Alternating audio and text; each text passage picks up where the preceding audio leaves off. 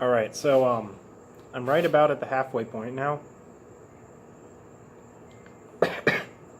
As you can see.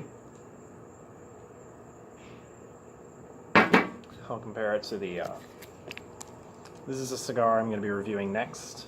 It's the Underground Shade. For now I'm just using it for reference. Right there. See, I'm about to the halfway point. Usually at the halfway point in the cigar is when the full flavors have accumulated. I'm actually going to take the band off now. There we go. So, the flavors tend to build as the heat of the cherry increases. So you really start getting the normal flavors of the cigar about half an inch to an inch down. At the halfway point, you should be cooking with gas.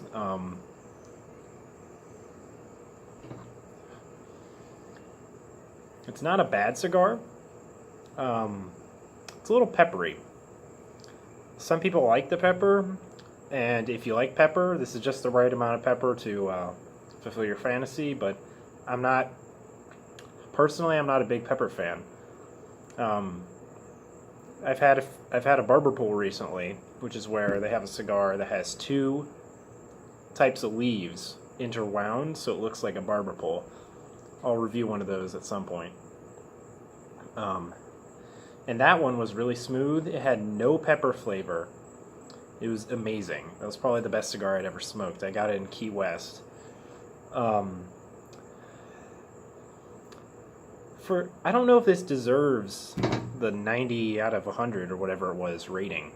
I mean, it's not a bad cigar, but it's not... I don't know if it's worth $9.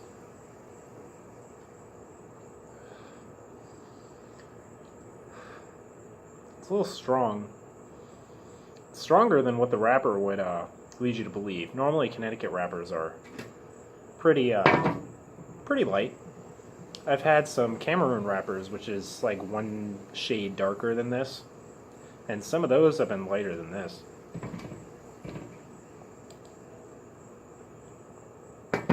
What that most likely means is that the binder and filler, which is the interworkings of the cigar, has a stronger blend than what the actual wrapper is.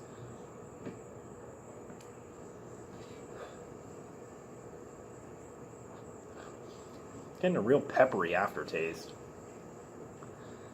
I don't know how much longer I want to smoke this. It's really sitting in my throat, like the back of your palate. Wow, this is not a pleasant.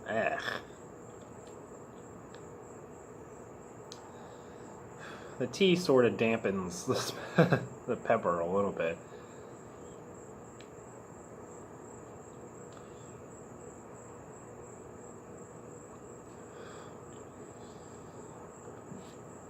I'm just going to smoke this for a little while.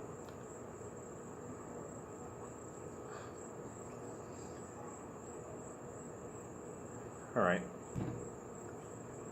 So the actual flavors I'm getting here, I'm getting some light nuttiness, kind of like a cashew kind of flavor.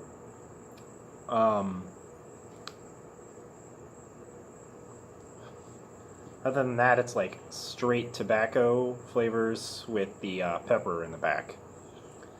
I thought the pepper usually, in most cigars, there's a little bit of pepper on the first light, but it usually goes away at some point.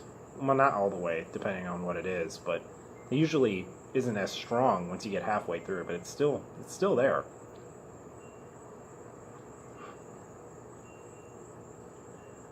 Smoke is quite strong. It doesn't smell too particularly good. Some cigars are very aromatic, and you enjoy the smell.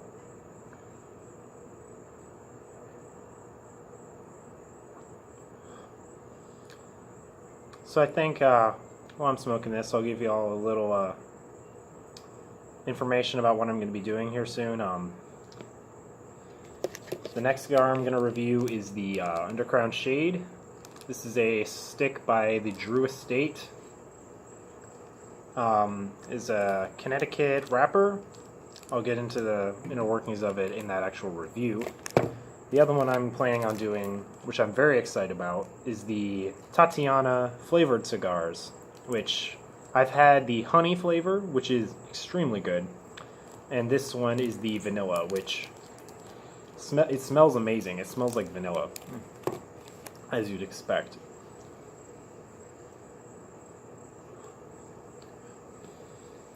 I'm drinking some British tea. It's called PG Tips. It's pretty good. I'll be reviewing that at some point too. The cigar's getting really bitter. I think I'm just going to stop here and go into some ratings. On my personal enjoyment scale, I don't like the pepper that much. It's probably like a 6 out of 10. If you like pepper, it's probably a 8. Is it worth the $9 price tag for the Robusto size? So this is the smallest normal size a cigar comes in, which is it's about like the size of your hand. I have big hands, so it's not very.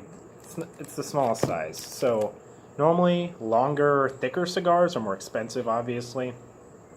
This is a Robusto and it's still $9. So paying $9 for an average smoke doesn't feel too good.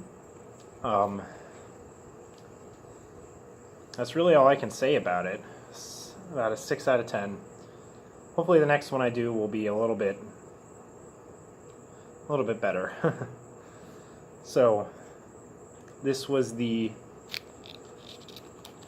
Perdomo Champaigne Reserve 10th edition, and this is the Will's teen cigar review.